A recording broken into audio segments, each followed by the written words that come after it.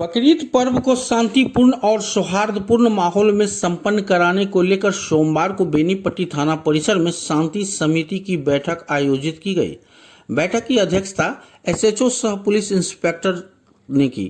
बैठक में जनप्रतिनिधि, समाजसेवी और स्थानीय लोगों की मौजूदगी में त्योहार को भाईचारे और आपसी सद्भाव के साथ मनाने की अपील की गई।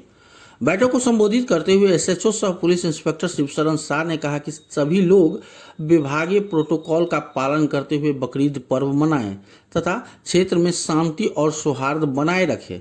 उन्होंने सोशल मीडिया के दुरुपयोग को लेकर भी लोगों को सतर्क किया। कहा कि किसी भी प्रकार की आपत्तिजनक फोटो, वीडियो या भड़काऊ पोस्ट सोशल मीडिया पर साझा नहीं करें।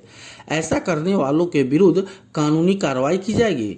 उन्होंने लोगों से अपील की कि यदि किसी प्रकार की अफवाह की सूचना मिले तो तुरंत थाना को सूचित करें।